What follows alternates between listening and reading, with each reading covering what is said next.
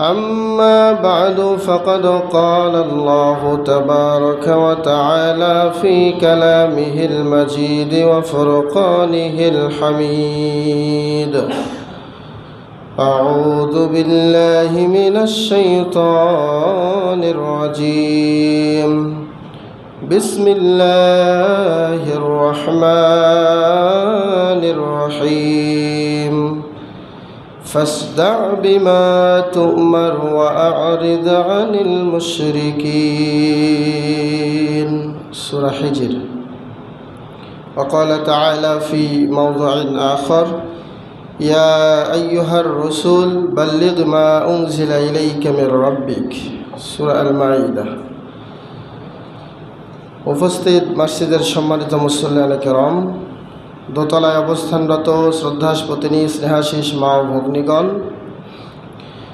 খুতবার শুরুতেই আমরা মহান রবের দরবারে কালিমাতুশ শুকর আদায় করছি যে আল্লাহ রাব্বুল আলামিন আমাদেরকে তার বাইতুল্লাহতে আসার, খুতবা শ্রবণের উদ্দেশ্যে এবং 2 রাকাত সালাতুল জুমা আদায়ের উদ্দেশ্যে মসজিদে আসার মতো তৌফিক দান করেছেন বলে আলহামদুলিল্লাহ।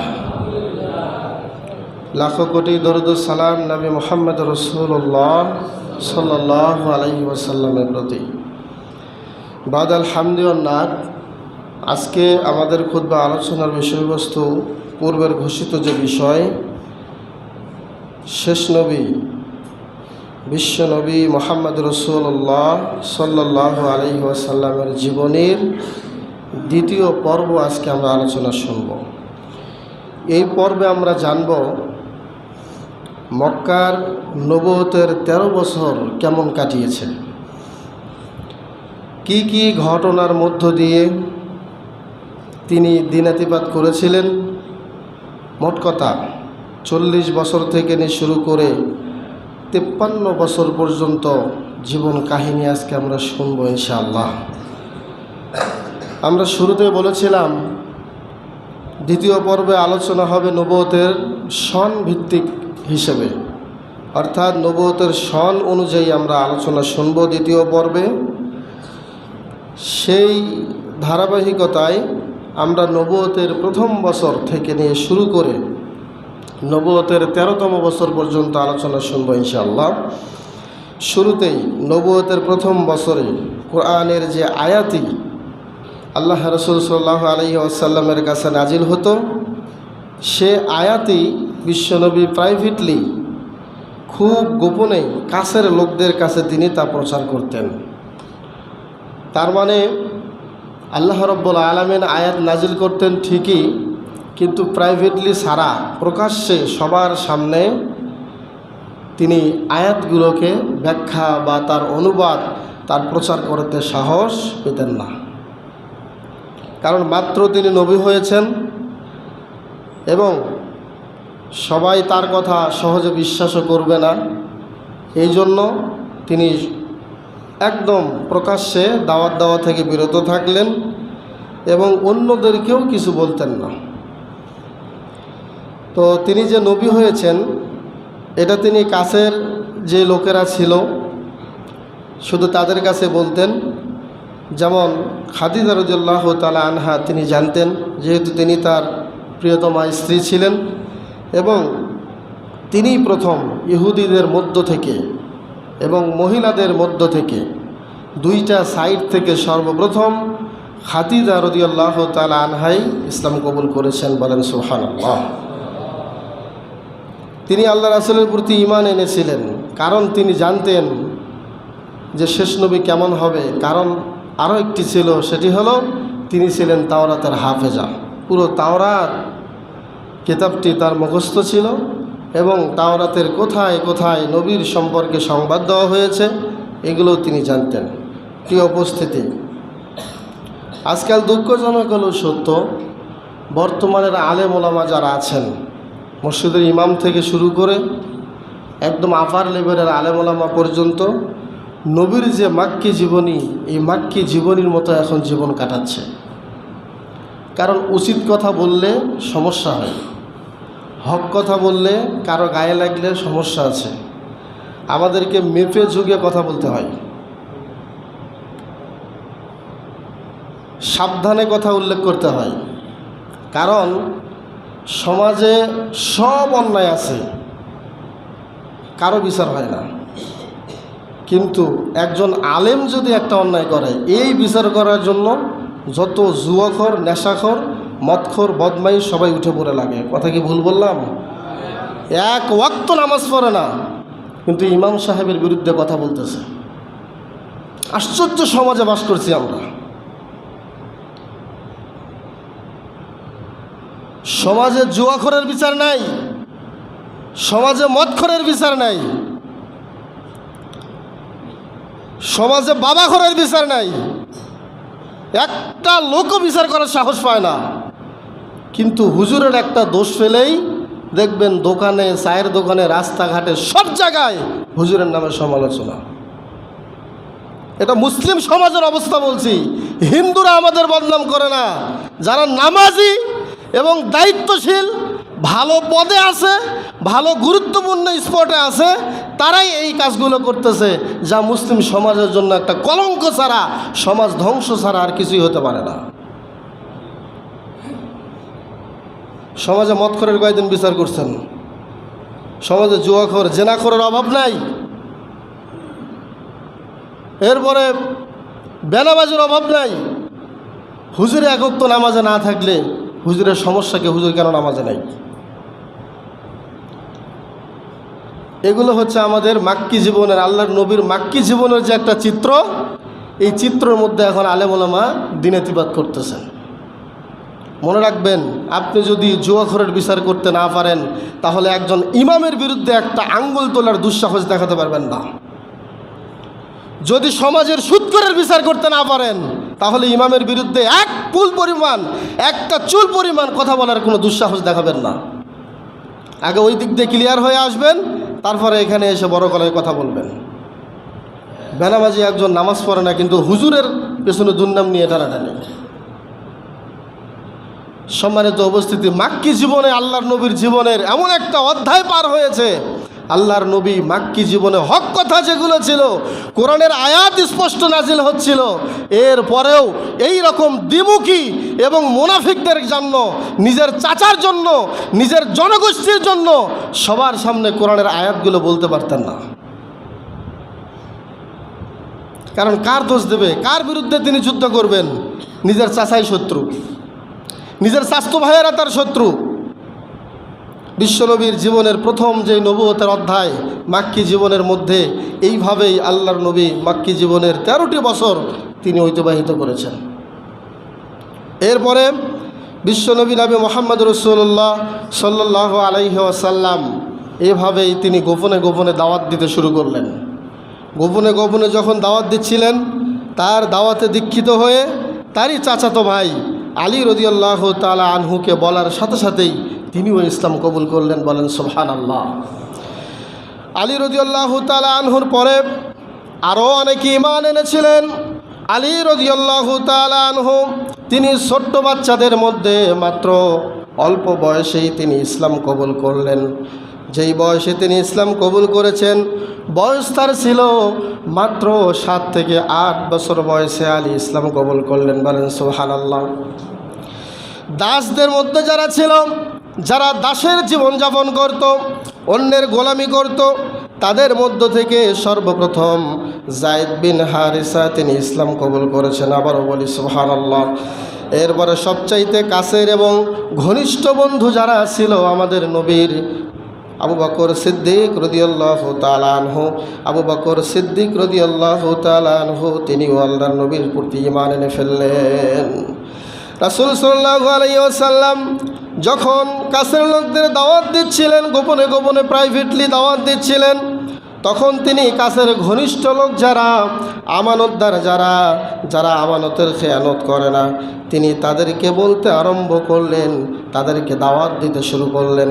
আস্তে আস্তে করে এইভাবে তাদের কাছের লোক যারা ছিল, তার আপনজন যারা ছিল, আস্তে আস্তে সবাই তারা ঈমান এনে ফেলল। বলেন সুবহানাল্লাহ। এক পর্যায়ে এভাবে টানা 3 বছর আল্লাহর নবী গোপনে গোপনে দাওয়াত দিলেন। 3 বছর প্রকাশ্যে দাওয়াত দিতে পারলেন না মক্কায়। তিনি নবুয়তের 3য় বছর পর আল্লাহ তাআলার পক্ষ থেকে আদেষ্টিত হলেন, ও নবী গো, আর গোপনে গোপনে দাওয়াত দিতে হবে না, এখন যা বলবে স্পষ্ট সামনে বলবে, তোমাকে হেফাজতের দায়িত্ব আমি স্বয়ং আল্লাহ নিয়ে নিলাম। আর সহ্য করা যাবে না। 3 বছর তুমি গোপনে গোপনে দাওয়াত দিয়েছ, তুমি তো হক কথা বলতেছ, হকের উপরে আছো, তুমি কেন মানুষের এইভাবে ভয় করে আমার হকটা গোপন রাখবে? অতএব হে নবী, ফাসদা বিমা তুমার, তোমাকে যা আদেশ করা হয় তুমি তা প্রচার করতে থাকো। ওয়া আরিদ আনিল মুশরিকিন, এবং মুশরিকদের থেকে তুমি তোমার মুখকে ফিরিয়ে নাও। এখন আর গোপনে দাওয়াত দেওয়ার দরকার নাই। ফাবাল্লিগ মা উনজিলা ইলাইকা মির রাব্বিক, আল্লাহ রাব্বুল আলামিন সূরা মাইদার মধ্যে বলেছেন, এবার তুমি প্রকাশ্যেই প্রচার করতে থাকো। আল্লাহ রাব্বুল আলামিন তোমাকে যা কিছু দিবেন, যা কিছু নাজিল করেছেন, এগুলো তুমি প্রকাশ্যে দাওয়াত দিতে থাকো। বিশ্বনবী এবার রাসূল সাল্লাল্লাহু আলাইহি ওয়াসাল্লাম প্রকাশ্যে দাওয়াত দিতে শুরু করলেন। তাওহীদের দাওয়াত দিলেন, রিসালাতের দাওয়াত দিলেন, আখিরাতের দাওয়াত দেওয়া শুরু করলেন। সুতরাং যখনই তিনি প্রকাশ্যে দাওয়াত দিতে শুরু করলেন, তখনই বিরোধিতা শুরু হয়ে গেল। আবার যখন বিরোধিতায় পড়ে গেলেন, নানা ধরনের বাধার সম্মুখীন হলেন, নানা ধরনের বিপদের সম্মুখীন হলেন। আল্লাহ রাব্বুল আলামিন আয়াত নাজিল করে জেনে দিলেন, হে মুহাম্মদ, ও আংদের আশিরাতাকাল আকরাবিন, তোমার নিকট আত্মীয় যারা আছে তাদেরকে আগে সাবধান করো। কারণ আমি যদি গজব দেই, আমি যদি শাস্তি দেই, তোমার আত্মীয় স্বজন, তোমার জনগোষ্ঠী কী আছে এটা কিন্তু আমি দেখব না। আগে তাদের কাছে তোমার দাওয়াতটা পৌঁছাও। যদি তারাও না মানে, তাহলে গজবে তারাও পড়ে যাবে। এই জন্য তোমার আত্মীয় স্বজন, নিকট আত্মীয় যারা, তাদেরকে তুমি দাওয়াত দাও। আমরা সবাই জানি, এই আয়াত নাজিল হওয়ার পরে আল্লাহ নবী সাফা পর্বতে উঠেছিলেন। উঠে তিনি ইয়া সাবাহা ইয়া সাবাহা বলে ডাক দিয়েছিলেন। সবাই আসছিল, আবুল আহাবও আসছিল। আবুল আহাব আসার পরে বলল, হে ভাতিজা মোহাম্মদ, তুমি কেন ডাকছো আমাদেরকে? বলছে যে, আপনারা বলুন, আমি কি আপনাদের সাথে কোনো দিন মিথ্যা বলেছি? বলে, না। আপনারা আমাকে কিভাবে বিশ্বাস করেন? বলছে, তোমাকে আমরা সত্যবাদী বলে বিশ্বাস করি, তুমি কোনো দিন মিথ্যা বলো না, এটা আমাদের জানা আছে। তাহলে আমি যদি এখন একটা কথা বলি, তোমরা কি বিশ্বাস করবে? বলছে, হ্যাঁ।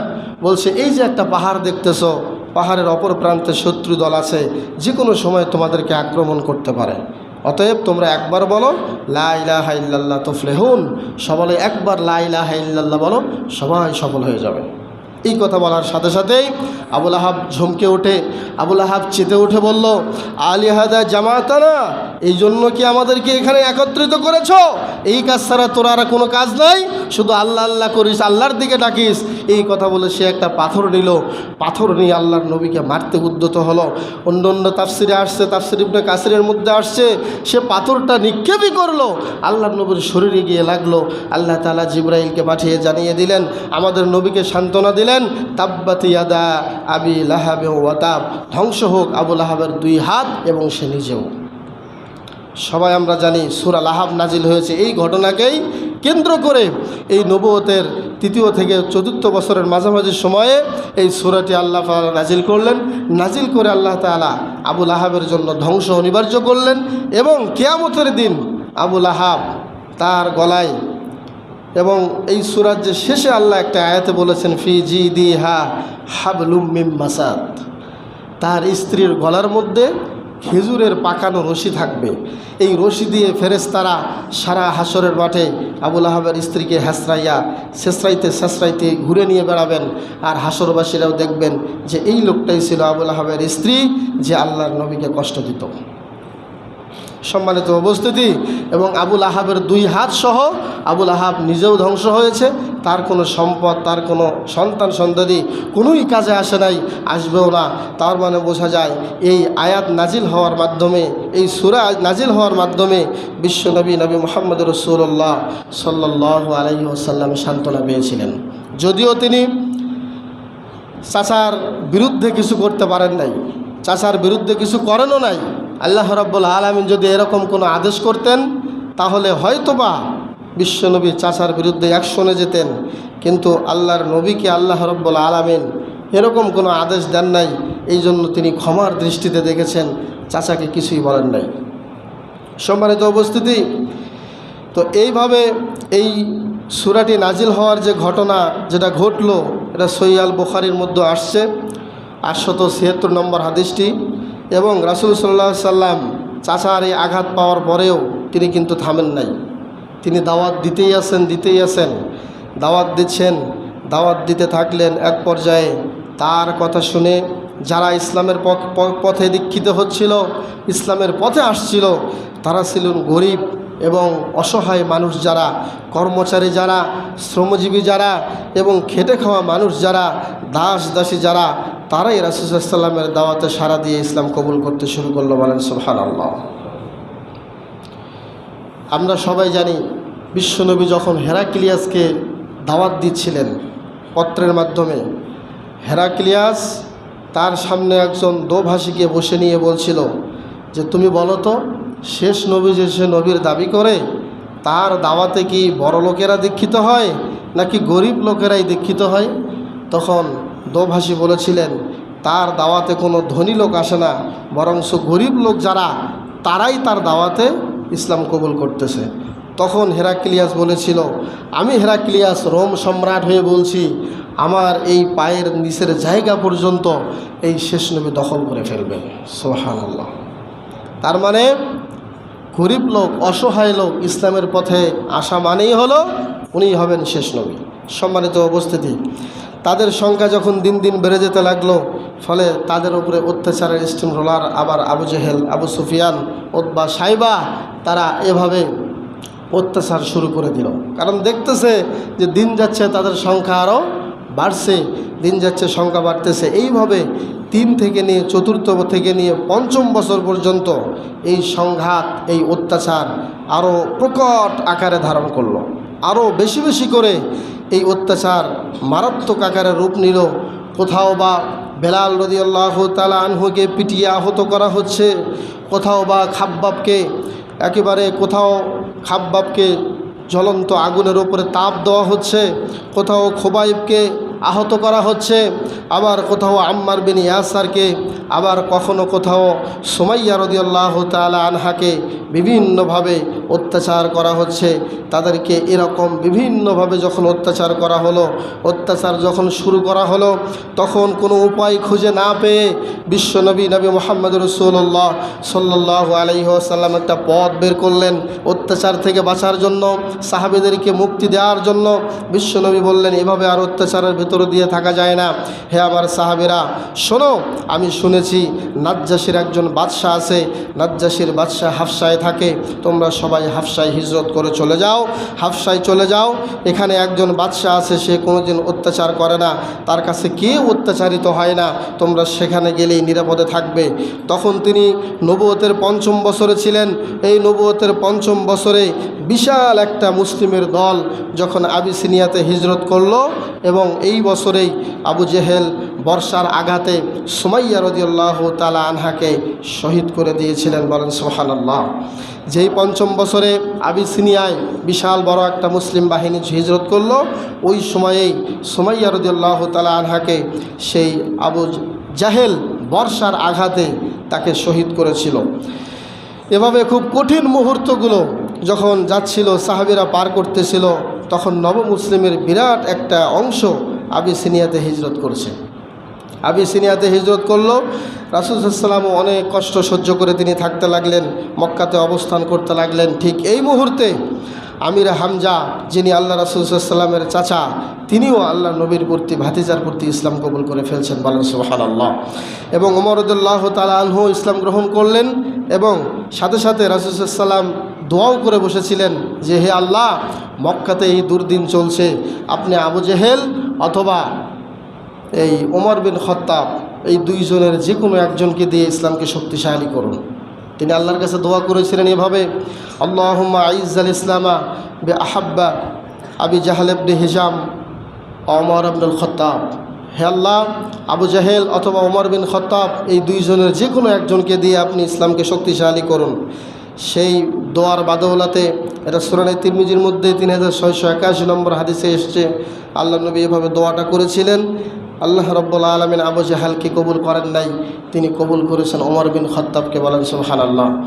ওমর বিন খাত্তাব ইসলাম কবুল করলেন। তাদের দুজনের ইসলাম গ্রহণের কারণে ওদিকে চাচা আমির হামজা এবং এদিকে ওমর বিন খাত্তাব দুইজনে যখন ইসলাম গ্রহণ করলেন, ফলে মক্কার কুরাইশরা এবার নড়ে চড়ে বসলো।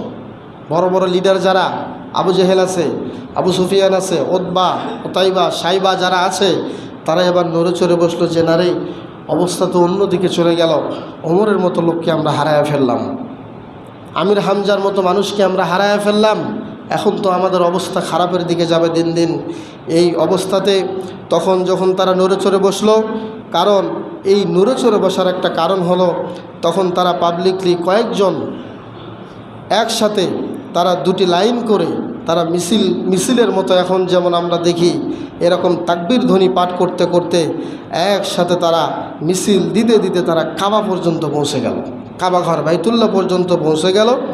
এই দৃশ্য যখন মক্কার আরও কাফেররা দেখল, তখন তাদের মাথা নষ্ট হয়ে গেল।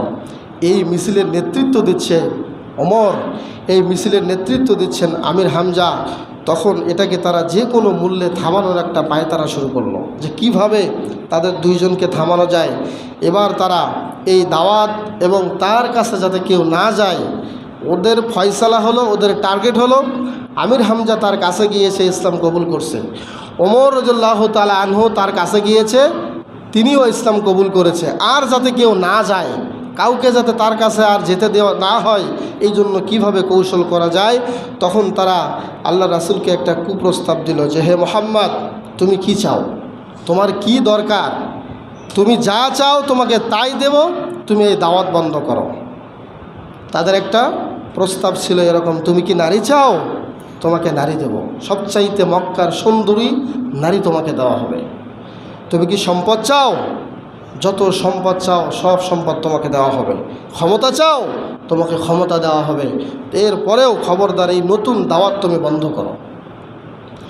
এবার বিশ্বনবী বললেন, তোমরা যদি আমার ডান হাতে সূর্য দাও, বাম হাতে যদি আমার তারকারাজি দাও, সমস্ত সম্পদ ক্ষমতা নারীও যদি আমার সামনে তোমরা উপস্থিত করো, শুনে রেখো এই দাওয়াত থেকে আমি এক চুল পরিমাণ পিছনে হটব না, এক চুল পরিমাণও আমি পেছনে হটব না, দাওয়াত আমি দিতেই থাকবো। বিশ্বনবী নবী মুহাম্মদ রাসূলুল্লাহ সাল্লাল্লাহু আলাইহি ওয়াসাল্লাম এইরকম অভিপ্রায় যখন শুনলেন, আবু জেহেল, ওতবা, সাইবা, ওলীদ ইবনে মুগীরা, তারা এরপর সবাই মিলে আরেকটা সিদ্ধান্ত নিল যে এবার মুহাম্মদকে থামাতে হলে আমাদেরকে অন্য একটা কৌশল অবলম্বন করতে হবে। তাদেরকে সেই কৌশলটা কি, তাদেরকে আমরা সমাজ থেকে বয়কট করব। সমাজ থেকে কি করবে, বয়কট করবে। সমাজে লোকজন তাদের সাথে কথা বলবে না, সামাজিক কোনো কর্মকাণ্ডে তাদেরকে অ্যাটেন্ড করা হবে না, তাদেরকে কোনো কিছুতে দাওয়াত দেওয়া হবে না। মোট কথা সমাজ থেকে তাদেরকে বয়কট করব। এবং সবাই একসাথে এই ওয়াদায় চুক্তিবদ্ধ হলো যে আমরা মুহাম্মদ সাল্লাল্লাহু আলাইহি ওয়াসাল্লামকে যারাই ঈমান এনেছে, যারা তার সাথে ঈমানদার হয়েছে, তাদেরকেও আমরা বয়কট করব। এবং তারা কৌশল হিসেবে আবু তালেবকে বলল যে তোমার ভাতিজা, আবু তালেব যেহেতু তার ভাতিজাকে একটু শোল্ডার দিতেন, তাকে একটু সাপোর্ট দিতেন, বলল যে আমাদের সমাজে তোমার ভাতিজা একটা বিশৃঙ্খলা করতেছে, অতএব শোনো, অন্য ধর্মের দাওয়াত দেওয়া শুরু করেছে, সুতরাং হয়তো তাকে তুমি তোমার ভাতিজাকে আমাদের হাতে তুলে দাও, না হলে তোমাদের সবাইকে আমরা বয়কট করব। যদি তোমার ভাতিজাকে আমাদের হাতে উঠিয়ে দাও, তাহলে তোমরা আমাদের সাথেই থাকবে, তোমার ভাতিজা আমাদের কথা শুনবে, এইভাবে আমরা চলব। জবাবে আবু তালেব বললেন যে না, আমি তা হতে দেব না, কারণ পিতাহারা, মা হারা, দাদা হারা একজন সন্তান আমার ভাতিজা মুহাম্মদ, আমি কারো কাছে তাকে দেব না। তোমাদের মন চাইলে বয়কট করো, মন চাইলে আমাকেও বয়কট করতে পারো, আমি তোমাদের হাতে আমার ভাতিজাকে উঠায় দিতে পারি না। এবার তারা বয়কটের ঘোষণা দিল। বয়কটের ঘোষণা দিয়ে তারা বলল আমরা সবাই মিলে বানু হাশেমকে বয়কট করলাম, তারা সবাই মিলে বানু হাশেমকে বয়কট করলো। আরও বলল, তোমাদের সাথে আমাদের কোনো বিবাহ শাদী হবে না, তোমাদের সাথে অর্থনৈতিক কোনো চুক্তিও আর থাকলো না, অন্য কোনো পণ্যও তোমাদের নিকটে বিক্রি করব না বা আমরা নিব না, তোমরা আমাদের কোনো পণ্য ক্রয় করতে পারবে না এবং তোমাদের সাথে কোনো কথাই আমরা বলবো না, তোমাদেরকে আমরা বয়কট করলাম। এরপরে তারই প্রেক্ষিতে রাসূল সাল্লাল্লাহু আলাইহি ওয়াসাল্লাম পর্যন্ত, সাহাবীরা পর্যন্ত টানা 3 বছর থেকে শুরু করে, অর্থাৎ 5ম বছর থেকে শুরু করে 8ম বছর পর্যন্ত, নবুয়তের 8 বছর পর্যন্ত আবু তালেব সহ বয়কটের মধ্যে ছিলেন। এবং আবু তালেবের একটা উঁচু টিলা ছিল, উঁচু জায়গা ছিল। সকল সাহাবীরা একসাথে আল্লাহর নবীর সাথে আবু তালেবের ওই জায়গায় সবাই একসাথে দিনের ইবাদত করতেছিল। বলেন সুবহানাল্লাহ। কেউ তাদের কাছে আর যাচ্ছিল না। প্রথম বছরে যেহেতু তারা এই টানা 3 বছর যখন থাকলেন বয়কটের মধ্যে, যেহেতু চাচা আবু তালেবের কিছু ছাগল ছিল, মেষ ছিল, ভেড়া ছিল, মুহাম্মদ সাল্লাল্লাহু আলাইহি ওয়াসাল্লামেরও কিছু ছাগল ছিল, তারা প্রথম বছরে ছাগল জবাই করে খেয়ে সবগুলো ছাগল তারা শেষ করলো। এবং দ্বিতীয় বছরে সাহাবীরা ছাগলের যে চামড়াগুলো ছিল, দেখেন কি কষ্ট করেছে তারা, ছাগলের চামড়াগুলোও তারা সেই ছালগুলো ছিলে ছিলে সেগুলো খেয়ে তারা বেহুশ হয়ে পড়ে থাকতো। এবং তৃতীয় বছরে আর তাদের কোনো খাবার ছিল না। এভাবেই তারা নবুয়তের 7ম বছর থেকে 10ম বছর পর্যন্ত তারা দিনের ইবাদত করেছিল। এমনকি টানা 3 বছর তারা এইভাবে কষ্ট করেছিল। এমনকি বকরির যে নাদি আছে, বকরির যে গোবর আছে, গোবরের মতো তারা বাথরুম করতো অল্প অল্প করে। সুবহানাল্লাহ, এমন বিশাল কষ্টে ছিল।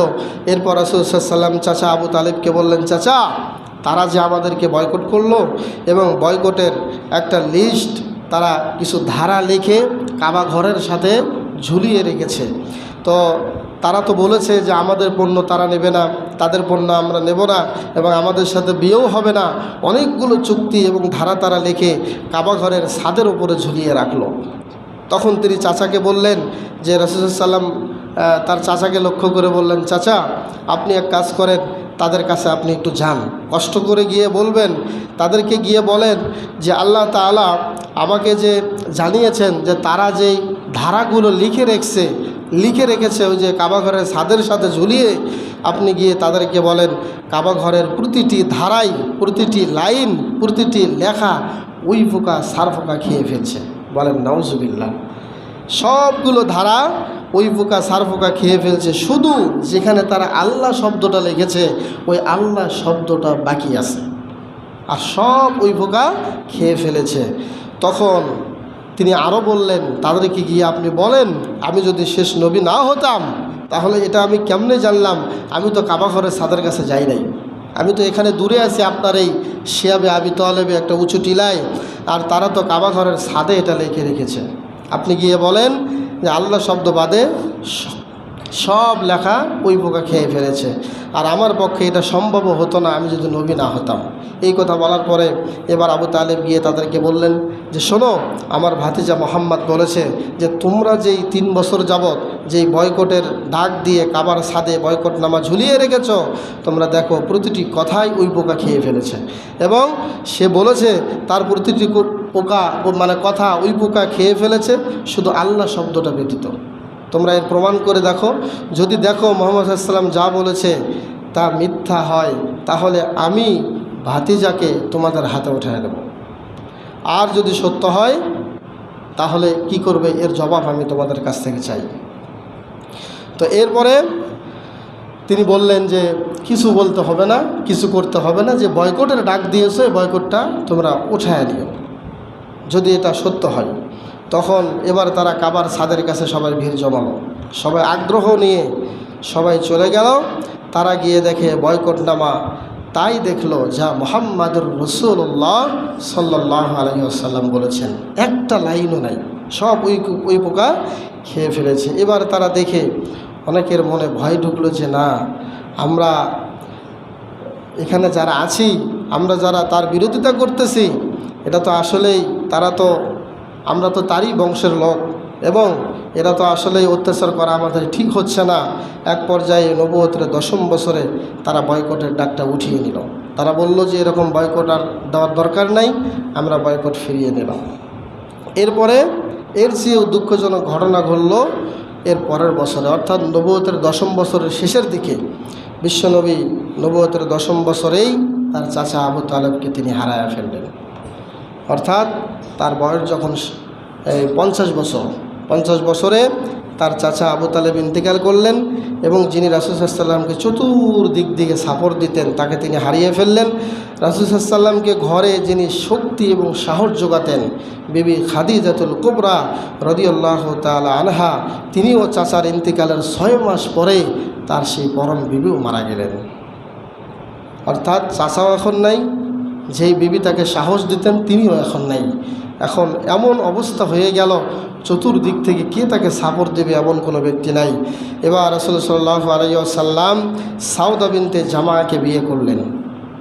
খাদিজা রাদিয়াল্লাহু তাআলা আনহা মৃত্যুর পরে সাউদা বিনতে জামাকে বিয়ে করলেন এবং আয়েশা রাদিয়াল্লাহু তাআলা আনহার সাথে বিয়ের চুক্তি করে রেখেছিলেন।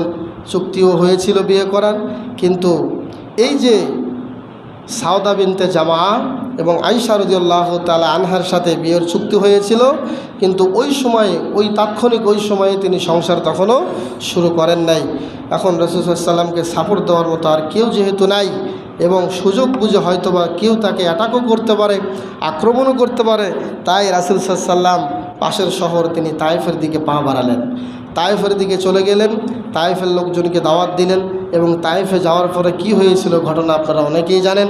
তায়েফের ছেলেরা পাথরের আঘাতে বিশ্বনবীর শরীর থেকে রক্ত বের করেছিল।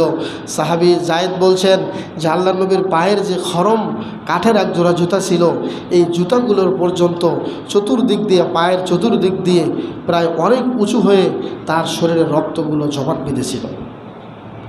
পায়ের চতুর্দিক দিয়ে এবং জুতার চতুর্পার্শ্বে দিয়ে আল্লাহর নবীর তায়েফবাসীকে দাওয়াত দেওয়ার বাদৌলাতে এই শরীর থেকে রক্ত ঝরেছিল। সেখানে তিনি রক্তাক্ত হলেন পাথরের আঘাতে। তিনি ফিরেছিলেন, ফেরার পথে একটা খেজুরের বাগান ছিল, এই খেজুরের বাগানের ভেতরে তিনি ফজরের সময় যখন তিনি কোরআন তেলাওয়াত করছিলেন, তখন তার কোরআন তেলাওয়াতের সময় একদল জিন যাচ্ছিল ওই খেজুরের বাগানের পাশ দিয়ে। জিন দলরা যাওয়ার সময় আল্লাহ রাব্বুল আলামিনের দেওয়া এই কোরআনের তেলাওয়াত শুনে, সুমধুর তেলাওয়াত শুনে ওই পুরো জিন দলের গোষ্ঠীর সবাই তারা আল্লাহ রাসূলের প্রতি ঈমান আনলো। সুবহানাল্লাহ।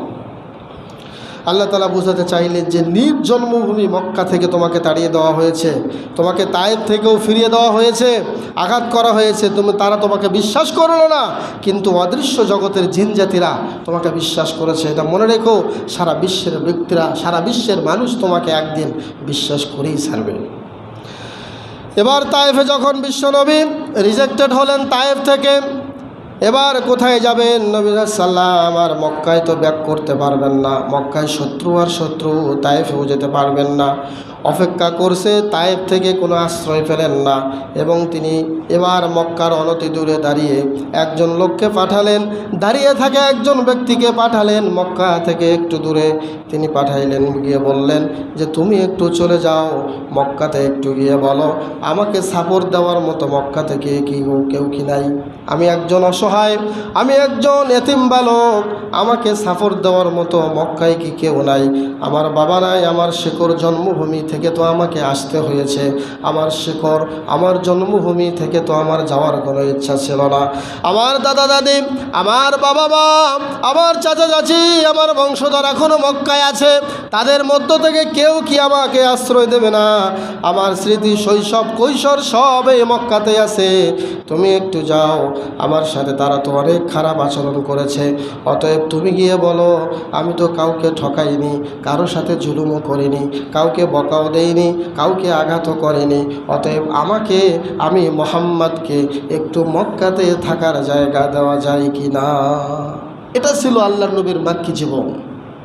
সম্মানিত উপস্থিতি, তখন কেউ আবু জেহেলের ভয়ে, ওই উতবা সাইবার ভয়ে আল্লাহর নবীকে সাপোর্ট দিতে সাহস পান নাই, সাহস করেন নাই। যদিও মন চাচ্ছিল যে না, সে তো খারাপ ছেলে না, ভালো ছেলে, কিন্তু এই শয়তানের কারণে আল্লাহর নবীকে কেউ সাপোর্ট দিতে সাহস পান নাই। তবে একজন লোক সাহস করেছিল। আশ্চর্যের বিষয়, একজন লোক সাহস করে বলেছিল যে তিনি আল্লাহর নবীকে আশ্রয় দেবেন। তিনি হচ্ছেন মুতঈম ইবনে আদি। সুবহানাল্লাহ। মুতঈম বিন আদি যদিও সে মুশরিক ছিল, আল্লাহর মেহেরবানিতে এই মুশরিক মুতঈম বিন আদি এর শোল্ডারে বিশ্বনবী তখন মক্কায় থাকতে লাগলেন। তওয়াফ করে, কাবা ঘর তাওয়াফ করে তিনি মক্কাতে প্রবেশ করলেন। বলেন সুবহানাল্লাহ। লোকটা কিন্তু মুশরিক। মুতঈম ইবনে আদি ওই সময় কি ছিলেন? মুশরিক ছিলেন। পরবর্তীতে ইসলাম কবুল করেছেন, অনেক হাদিসও বর্ণনা করেছেন। একটা জিনিস খেয়াল করুন, শত শত আল্লাহর নবীর বংশের লোক ছিল, কেউ সাহস পায় নাই সাপোর্ট দিতে, জায়গা দিতে, স্থান দিতে, কিন্তু একজন মুশরিক হয়ে আল্লাহর নবীকে জায়গা দিল। সম্মানিত উপস্থিতি, কিন্তু পরিস্থিতি কিন্তু মোটেও আল্লাহর নবীর অনুকূলে নয়। আল্লাহর নবী এই অবস্থাতে তিনি মক্কাতে থাকতে লাগলেন। রাসূল সাল্লাল্লাহু আলাইহি ওয়াসাল্লাম খুব কষ্টে দিনাতিপাত করতে লাগলেন। কিছুদিন চাচা এবং স্ত্রীকে কিছুদিন আগেই যেহেতু হারিয়েছেন, তায়েফেও মার খেলেন। এরপরে সামনে পেছনে আরও সাহস জোগানোর মতো এমন কেউ নাই। রাসূল সাল্লাল্লাহু আলাইহি ওয়াসাল্লাম মক্কাতে থাকতেছেন ঠিক, কিন্তু হৃদয়টা একেবারে ভেঙে চুরমার হয়ে আছে।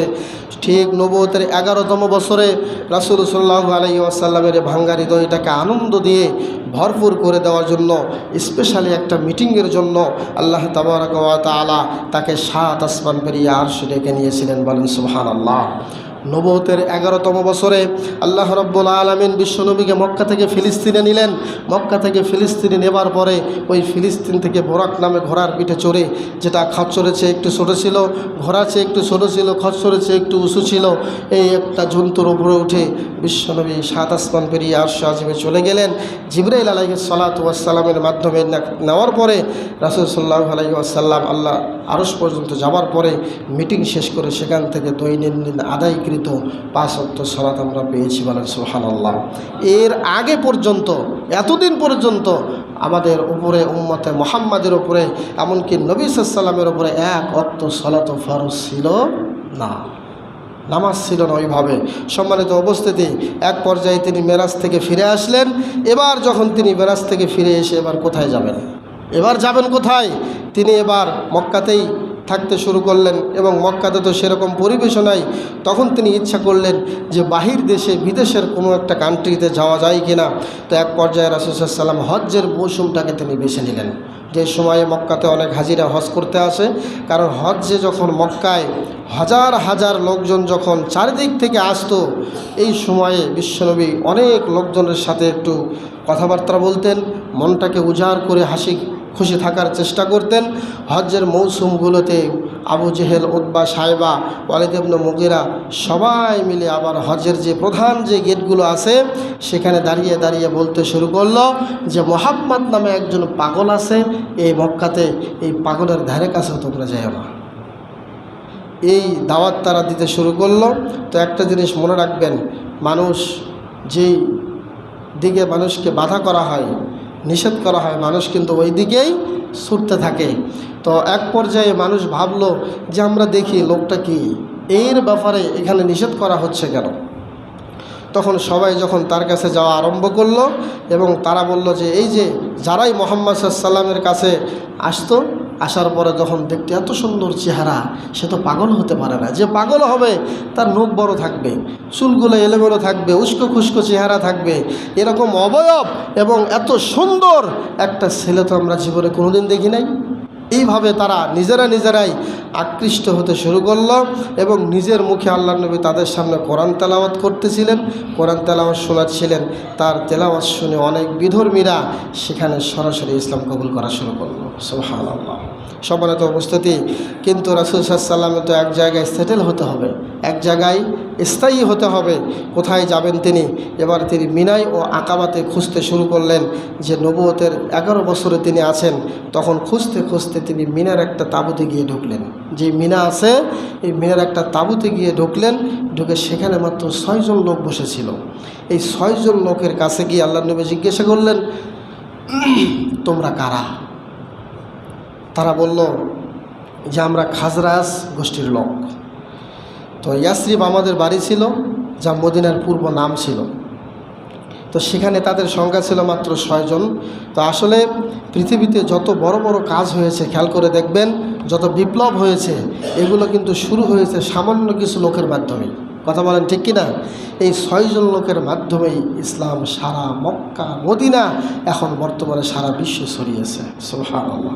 এই খাজরাজ গোষ্ঠীর 6 জন লোকের মাধ্যমে, তারা এই 6 জন লোকের মাধ্যমে বিশ্বনবী তাদেরকে তাদের অন্তরে ঈমানের বীজ রোপণ করলেন এবং তাদেরকে বীজটা রোপণ করে দিয়ে তারা কিভাবে মদিনায় পৌঁছে এই ব্যবস্থা আল্লাহর নবী করে দিলেন। রাসূল সাল্লাল্লাহু আলাইহি ওয়াসাল্লাম বললেন যে ঠিক আছে, তোমরা তো খাজরাজ বংশের লোক, কোন খাজরাজ, কোন বংশ এটা? খাজরাজের অনেকগুলো শাখা ছিল। তখন তারা বলল যে ইয়াসরিব, অর্থাৎ তখন আল্লাহর নবী বললেন কোন ইয়াসরিব? তখন তারা বলল যে ওই যে ইয়াসরিবের পাশে ইহুদিরা বাস করতো, সেই ইয়াসরিবেই আমরা বসবাস করতাম।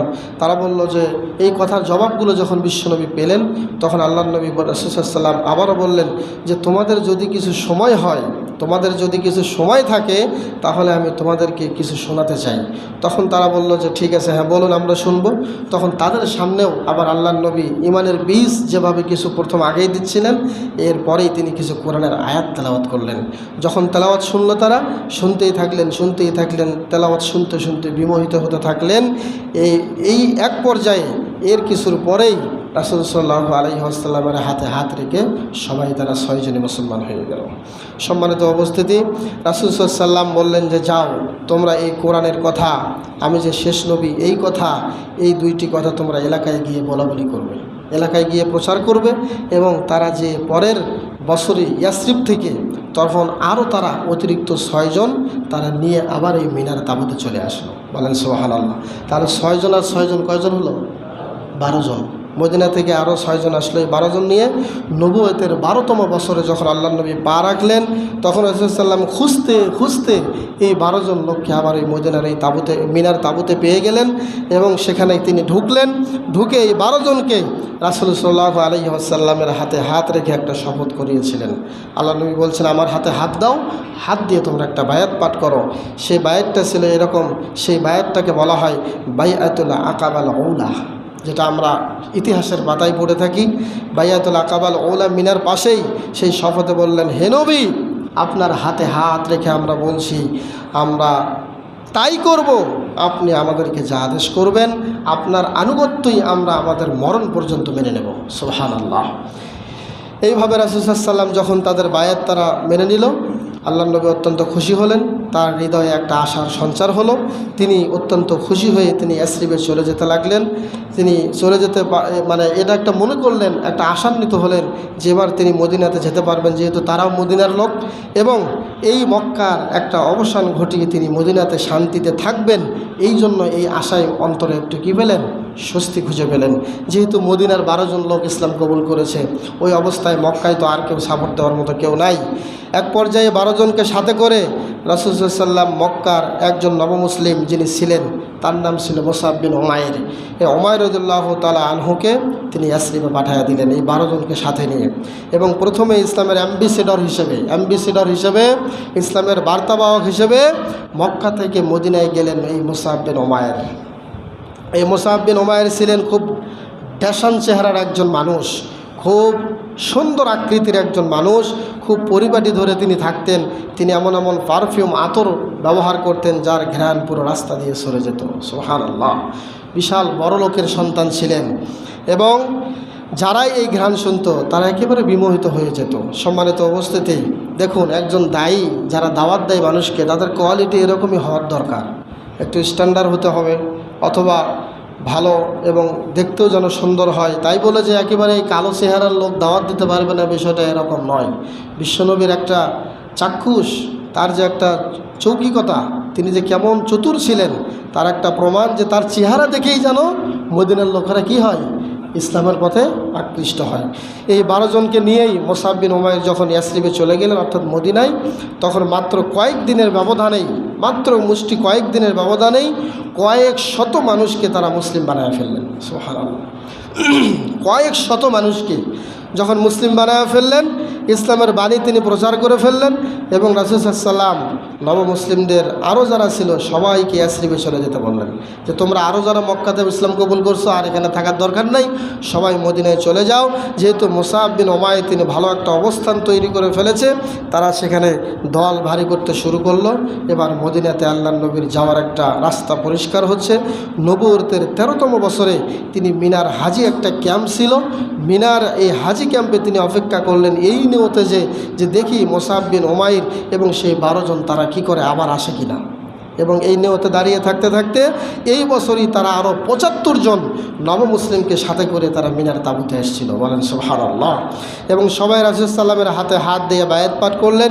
সম্মানিত উপস্থিতি, এই যে বায়াতটা ছিল এই বায়াতটা এবার ছিল একটা পলিটিক্যাল বায়াত, একটা রাজনৈতিক বায়াত ছিল। এবং নবুয়তের 12তম বছরে 12 জনের ইসলাম গ্রহণ এবং শপথ নেওয়া, এরপরে 75 জন ব্যক্তির শপথ নেওয়া, বায়াতুল আকাবার দ্বিতীয় শপথ ছিল এটা।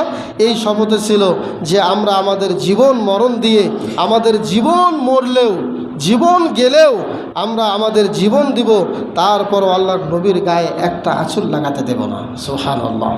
এবং রাসূল সাল্লাল্লাহু আলাইহি ওয়াসাল্লামকে বলল আপনার জন্য আমরা আমাদের জীবন কোরবান করব, আপনি কোনো চিন্তা করবেন না, আমরা হক পথে আছি, আমরা আল্লাহর পথে আছি, আমাদের কোনো চিন্তা নাই। এই কথা বলে বিশ্বনবী এবার সামনে দাঁড়িয়ে আছেন।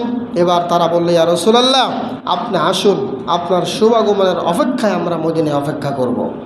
আপনি এখন মদিনায় চলে আসুন, আমরা ইয়াসরিবে ইসলামী সাম্রাজ্য গড়ে তুলব। রাসূল সাল্লাল্লাহু আলাইহি ওয়াসাল্লাম আশা ফেলেন এবং আল্লাহ তাআলা সেদিকে ইঙ্গিত দিলেন। আল্লাহর নবী এবার মক্কা থেকে মদিনায় হিজরতের নিয়ত করে ফেললেন। এবার রাসূল সাল্লাল্লাহু আলাইহি ওয়াসাল্লাম বললেন তোমাদের মধ্য থেকে আমি 12 জনকে লিডার করে দেব। 12 জন তোমরা যারা আছো, তোমরা যে 12টা গোত্রে 12টা গোষ্ঠীতে গিয়ে ইসলামের দাওয়াত দেবে। তারা গেল এবং ঠিক 2.5 মাস পরে, গুনে 2.5 মাস পরে আল্লাহ নবী সাল্লাল্লাহু আলাইহি ওয়াসাল্লাম হিজরত করলেন। এবং হিজরত করার সময় আলী রাদিয়াল্লাহু তাআলা আনহুকে ডাক দিলেন, ডাক দিয়ে বললেন, এবং ওই রাতেই, যেই রাতে আল্লাহ নবী হিজরত করলেন ওই রাতেই তাদের মক্কার কাফেরদের, কুরাইশদের নেতাদের একটা প্ল্যান ছিল আল্লাহ নবীকে তারা হত্যা করবে, আল্লাহ নবীর বিছানায় আসবে, ঘরে আসবে, হত্যা করবে। বিশ্বনবী আলী রাদিয়াল্লাহু তাআলা আনহুকে বললেন, আলী তুমি আমার বিছানায় শুইবা, আমি মক্কায় চলে যাব। তারা আসবে, আসলে তোমাকে দেখলে হয়তো বা তারা তোমাকে হত্যা করতে পারবে না। তো ওইদিকে মদিনার লোকেরা সবাই ওদের আগ্রহে বসে আছে যে মক্কাতে তো আলী আছে, মক্কায় আজকে কি ঘটবে না ঘটবে সব তো আমরা শুনতে পারবো। আলী আসলে, আলী রাদিয়াল্লাহু তাআলা আনহু নিশ্চিন্তে শুয়ে থাকলেন। উনি যখন আল্লাহর নবী যখন মদিনায় চলে গেলেন তখন আলী রাদিয়াল্লাহু তাআলা আনহু পরের দিন সকালে তিনি মদিনায় পৌঁছে গেলেন। মদিনায় পৌঁছে যাওয়ার পরে সবাই জিজ্ঞেস করছে যে আপনি তো মক্কায় ছিলেন, তো মক্কার অবস্থা কী? তখন তিনি জবাব দিয়েছিলেন, আমি ঘুমিয়েছিলাম, কিছুই জানি না। আপনারা বলুন তো, আপনার যে লোকটাকে খুন করা হবে সেই লোকটার বিছানায় আপনি শুইলে আপনার ঘুম ধরবে? কিন্তু আলী রাদিয়াল্লাহু তাআলা নিদারসে ঘুমিয়েছেন। তাকে বলা হয়েছিল আপনি কেমন নিশ্চিন্তে ঘুমাইলেন? তিনি বলেছিলেন যে আল্লাহর নবী যখন আমাকে বিছানায় শুইতে বলেন তার আগে কয়েকটি দায়িত্ব দিয়েছেন। বলছে কি দায়িত্বগুলো? হলো, হে আলী, এগুলো বিধবার মাল, এগুলো ইয়াতিমের মাল, এগুলো বাইতুল মাল। আগামীকাল সকালে এই মালগুলো যার যার জায়গায় স্ব স্থানে পৌঁছে দিয়ে তুমি মদিনায় চলে আসবে, মদিনাতে আমার সাথে তোমার দেখা হয়ে যাবে। তা যেই নবী আমাকে বিছানায় শোয়াইলেন আবার বললেন সকালে দেখা হয়ে যাবে, তাহলে আমার আর কোনো চিন্তা আছে?